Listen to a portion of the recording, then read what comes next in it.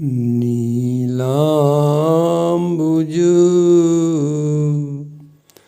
श्यामल कोमलांगम सीता समारो पितुवाम भागम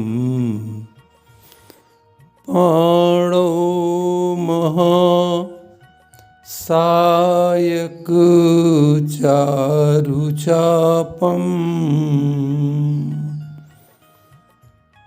नमामि रामं नमामि रामं रघुवंशनाथं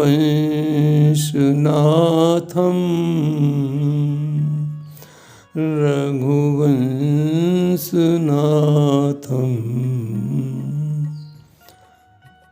जनकसुता जग जननी जानकी अतिशय प्रिय करुणा निधान की ताके जुगपद कमल मनावूं जासु कृपा निर्मल मति पावूं निर्मल मति पावूं। जय जय जय हनुमान गोसाई कृपा करहु गुरुदेव की नाई गुरुदेव की नाई। आप लोग नवधा भक्ति का वर्णन प्रभु श्री राम जी के मुखारविंद से सुन रहे हैं। चौथी भक्ति के रूप में भगवान राम की मुखारविंद से निष्कपट भाव से प्रभु के गुणगान को जब माता शबरी ने सुना तो उनकी और आगे जिज्ञासा जानने की हुई। तब प्रभु ने कहा, माता पांचवी भक्ति हमारी सुनो कि मंत्र जाप मम दृढ़ विश्वासा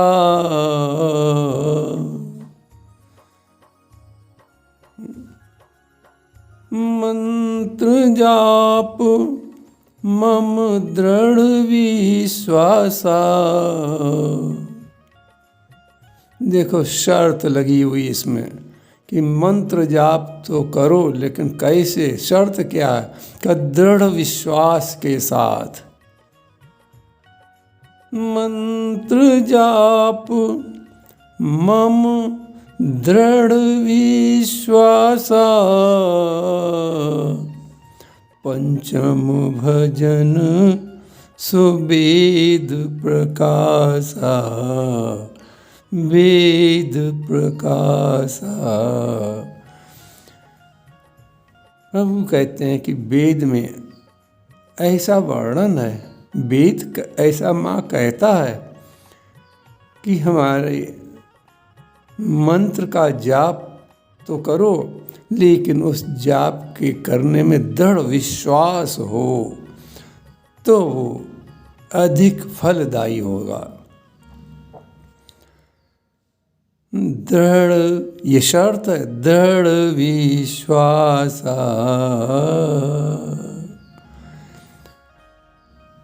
दृढ़ विश्वास के साथ मेरे मंत्र का जाप यानी स्मरण करना ही वेद में पांचवी भक्ति बताई गई है। कभी कभी लोग प्रश्न करते हैं कि कौन सा मंत्र का जाप होना चाहिए। मंत्र तो बहुत से हैं, जैसे हरि ओम तत्सत, ये मंत्र हरे राम राम राम हरे हरे, मंत्र हरे कृष्ण कृष्ण कृष्ण हरे हरे, मंत्र ओम नमः शिवाय मंत्र, गायत्री मंत्र। तो देखो इस विषय में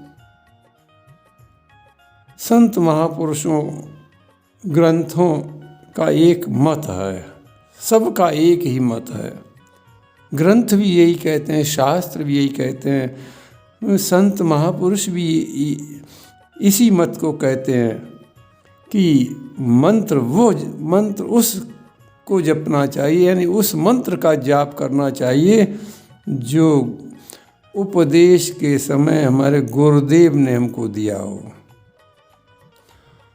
वही मंत्र फलीभूत होता है जो गुरुदेव देते हैं। वैसे तो राम के महामंत्र से तुलसीदास जी को मुक्ति मिल गई,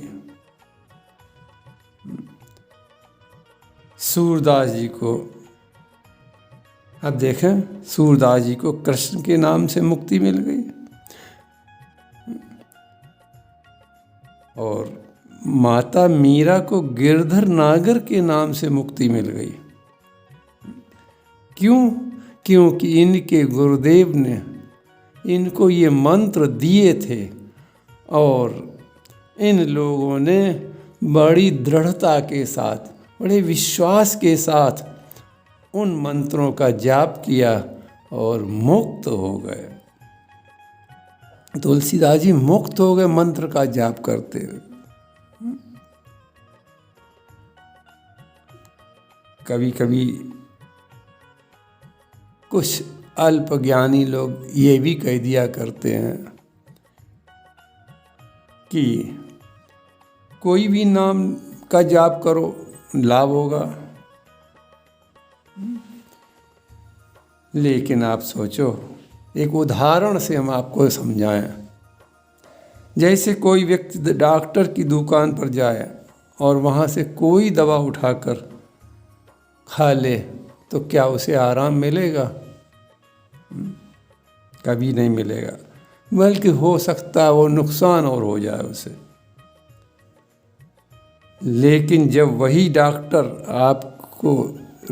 आपके रोग को देखकर और रोगी की शारीरिक स्थिति देखकर जब दवा देगा तो लाभ होगा। इसी प्रकार गुरुदेव भी देखते हैं कि हमारे शिष्य में कितनी सामर्थ्य है, कितनी दृढ़ता है, कितने बड़े मंत्र का जाप ये आसानी से कर सकता है। तो वैसा ही वो शिष्य को मंत्र दिया करते हैं और जीवन धन्य बन जाता है। अब देखो, जिन माता शबरी का हम प्रसंग सुन रहे हैं, उन माता शबरी को उनके गुरु मतंग ऋषि ने राम नाम का मंत्र दिया था, उसका जाप करती थीं। उसका फल क्या मिला? बड़ी दृढ़ता के साथ जाप करती थी।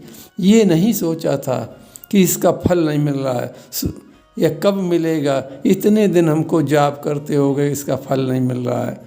ऐसा नहीं, दृढ़ विश्वास के साथ कि हमारे गुरुदेव ने जो मंत्र दिया है वही हमारा कल्याण करेगा, ऐसा विश्वास के साथ, ऐसे दृढ़ मजबूत विश्वास के साथ माता शबरी ने उस मंत्र का जाप किया। तो फल क्या मिला कि शबरी माता को कहीं राम जी का दर्शन करने नहीं जाना पड़ा, राम जी स्वयं शबरी माता को दर्शन देने के लिए आए। तो शिव जी आप देखें, इसी महामंत्र का जाप करते हैं, राम नाम के महामंत्र का जाप करते हैं। महामंत्र जय जपत महेशु,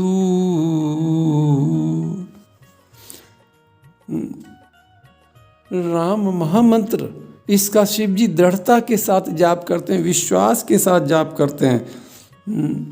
तो काशी मुकुत हेतु उपदेशु, कबीर साहब इस विषय में बड़ी अच्छी बात कहते हैं। कहते यदि विश्वास के साथ गुरु मंत्र का जाप किया जाए तो निश्चित ही कल्याण हो जाएगा। कबीर साहब क्या कहते हैं कि नाम लिया तिन पा लिया,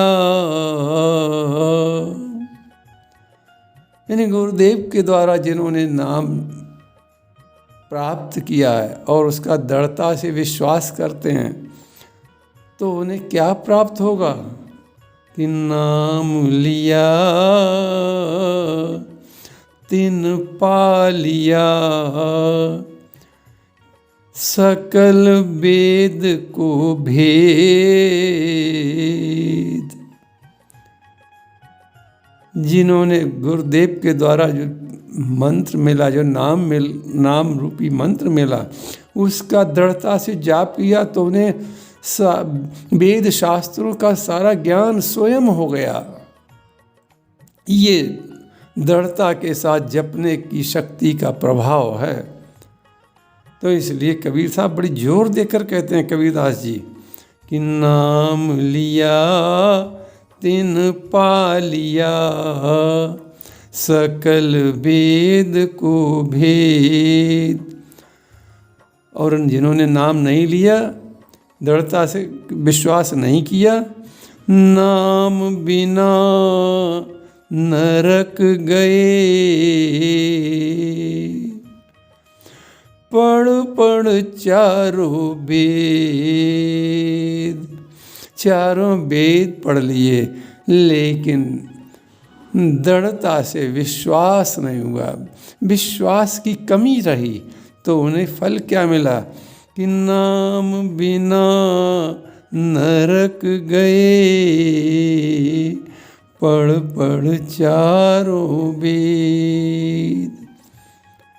कबीरदास जी मंत्र की पवित्रता का वर्णन करते हुए आगे कहते हैं कि मंत्र क्या करता है। मंत्र हमारे मन को पवित्र करता है। कब करेगा? जब विश्वास के साथ उस मंत्र का हम जाप करेंगे तो फल क्या मिलेगा? मंत्र हमारे, कबीरदास जी कहते हैं, मंत्र हमारे मन को पवित्र करता है, और जब मन पवित्र होता है तो उसमें प्रभु का वास हो जाता है। कबीरदास जी इस विषय में अपनी बात कहते हुए समझाते हैं कि कबीरा मन निर्मल भया, जैसे गंगा नीर। कबीरदास जी कहते हैं हमारे गुरुदेव ने जो हमें मंत्र दिया, जो नाम दिया, हमने उसका दृढ़ता से जाप किया, बड़े विश्वास के साथ जाप किया, तो हमारा मन कैसा निर्मल बन गया कि जैसे गंगा जी का जल निर्मल होता है, हरिद्वार का जैसे जल निर्मल होता है, वैसा हमारा मन हो गया। और फिर जब मन पवित्र हो गया तो पाछे पाछे हरि फिरें, का हम नहीं भगवान के पीछे पीछे दौड़े। जिस प्रकार माता शबरी नहीं गई, प्रभु श्री राम स्वयं दर्शन देने के लिए आए, ऐसे कबीरदास जी कहते हैं कि हम नहीं पीछे पीछे दौड़े, प्रभु हमारे पीछे पीछे दौड़े और हमको पुकारते, कबीर कहाँ जा रहे, हम आ गए। कभी फिर सुन लें आप, कबीरदास जी की बात बड़ी सुंदर है, बड़ी मानने योग्य है कि कबीरा मन निर्मल भया। बड़ी लाभकारी बात है। कबीरा मन निर्मल भया, जैसे गंगा नीर। और पाछे पाछे हरि फिरें, कहत कबीर कबीर, कहत कबीर कबीर। तो इस प्रकार भगवान के नाम का सुमिरन, एक गुरुदेव के द्वारा दिए हुए मंत्र का सुमिरन दृढ़ता से करने से ये लाभ होता है कि प्रभु की विशेष कृपा प्राप्त होती है। देखो आजकल सुमिरन 3 प्रकार से होता है। सुमिरन 3 प्रकार से लोगों को करते पाया जाता है। पहला दिखाऊ, हम दिखावे के लिए कभी कभी जोर जोर से गुरुदेव के द्वारा दिए हुए मंत्र का जाप करते हैं कि लोग देख लें कि हम गुरुदेव के ऐसे भक्त हैं, प्रभु के ऐसे भक्त हैं। ये हमें लाभ नहीं पहुंचा। ये समय का सदुपयोग तो हो सकता है, लेकिन हमारे जीवन का कल्याण नहीं करेगा। तो दिखाऊ सुमिरन से कोई लाभ नहीं होना है। दूसरा सुमिरन देखा जाता है बिकाऊ। कभी कभी लोग समय की व्यस्तता बताकर पांडित्य कर्म करने वालों को अपने यहाँ लगा लेते हैं कि तुम हमारे यहाँ मंत्र जाप का भी करो बैठकर, हमारे मन भगवान के नाम की मालाएं यहाँ फेरो बैठकर, और उनको कुछ धन दे देते हैं। तो देखो ये थोड़ा बहुत तो ये लाभ दे सकता है। क्यों कि देखो जो अपने हाथ से हम करेंगे वो ही हमको प्राप्त होगा। तो इसमें जो धन लेकर पांडित्य कर्म करने वाले लोग करते हैं, तो इसमें थोड़ा बहुत तो लाभ हो सकता है, लेकिन जीवन का कल्याण, जो मुख्य परम उद्देश्य हमारा है जीवन का कल्याण होना, वो नहीं दिखाई पड़ता है। और सबसे अच्छा कल्याणकारी सुमिरन कैसा है, स्मरण कैसा है, जाप कैसा है, जो चुपचाप यानी टिकाऊ, चुपचाप मन ही मन अपने प्रभु का प्रेम पूर्वक ध्यान करना, नाम जप करना, इसे अजपा जप कहते हैं। एक हरियाणा में एक कवि हुए हैं, उन्होंने बड़ी सुंदर बात इस विषय में कही है कि भक्ति करे तो ऐसी करे, जान सके न कोई। कवि लक्ष्मीचंद क्या कहते हैं कि भक्ति टिकाऊ होनी चाहिए, यानी दिखाऊ और बिकाऊ नहीं, टिकाऊ भक्ति होनी चाहिए, टिकाऊ स्मरण होना चाहिए। किसी को दिखाने के लिए नहीं, अपने कल्याण के लिए करनी चाहिए। कि भक्ति करे तो ऐसी करे, जान सके न कोई। फिर उदाहरण दे रहे हैं मेहंदी का, कि मेहंदी के पत्ते पत्ते में रंग भरा होता है, लेकिन ऊपर से नहीं दिखाई देता है। तो इसका उदाहरण देते हुए समझाते हैं कि जैसे मेहंदी पात में रही रंग लब कोय, रही रंग लब कोय, तो भक्ति करे। बड़ा अच्छा उपदेश है उनका, बड़ा अच्छा दोहा है कवि का कि भक्ति करे तो ऐसी करे, जान सके न कोई। तो इस प्रकार पांचवी भक्ति राम जी कहते हैं माता कि मंत्र जाप मम दृढ़ विश्वासा।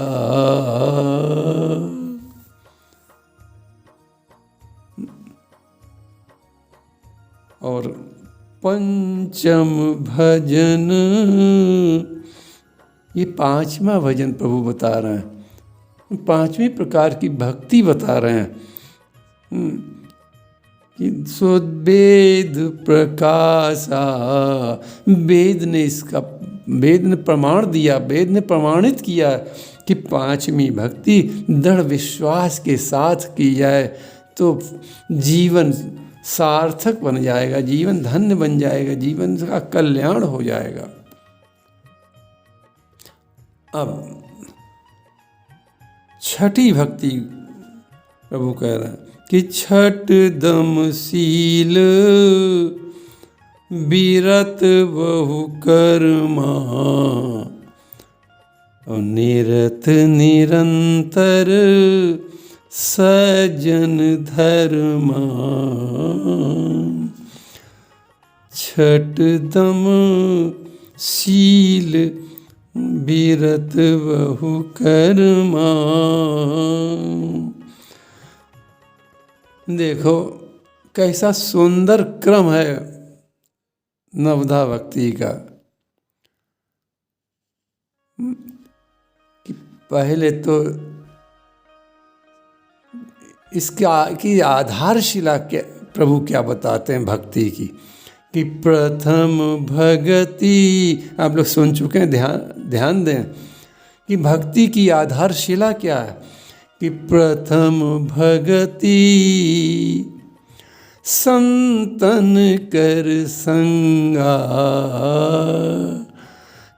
अनकंडीशनल भक्ति है, शर्त रहित भक्ति। बाकी सब शेष आठों भक्तियों में शर्त लगी है, लेकिन पहली भक्ति जो आधार जीवन की है, भक्त के जीवन की आधारशिला प्रभु रख रहे हैं पहली भक्ति द्वारा, वो क्या है कि संतन कर संगा। संग के माने ये नहीं घूमो, घर गृहस्थी छोड़कर घूमो, नहीं, सत्संग करो। तो जीवन की आधारशिला क्या है?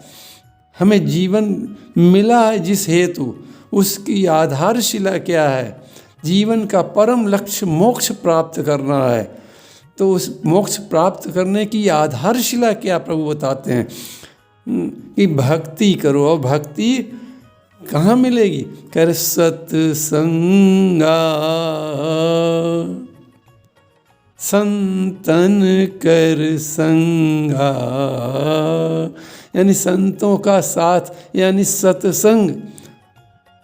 सत्संग करो, ये जीवन की आधारशिला है, ये मोक्ष की आधारशिला है, ये जीवन के परम उद्देश्य को प्राप्त करने की आधारशिला है कि सत्संग करो।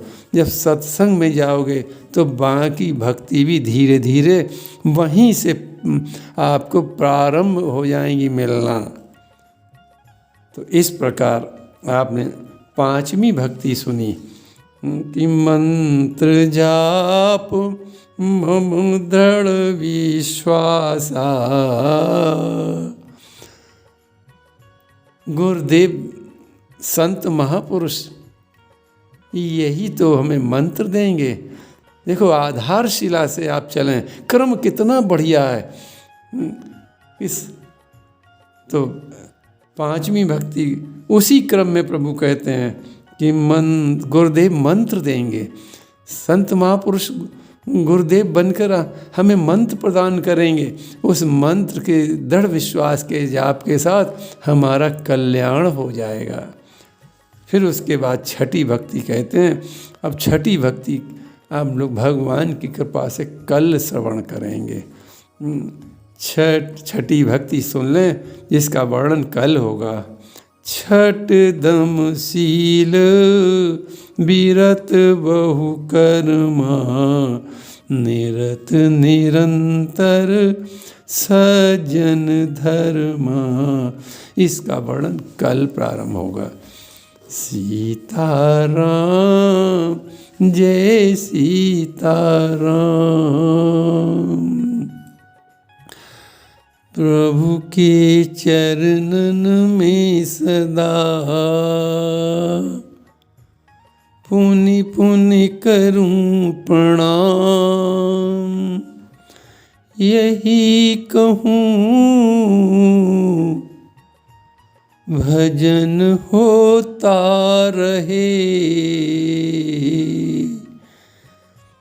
मेरे प्रभु श्री राम। मेरे प्रभु श्री राम दया करो श्री राम।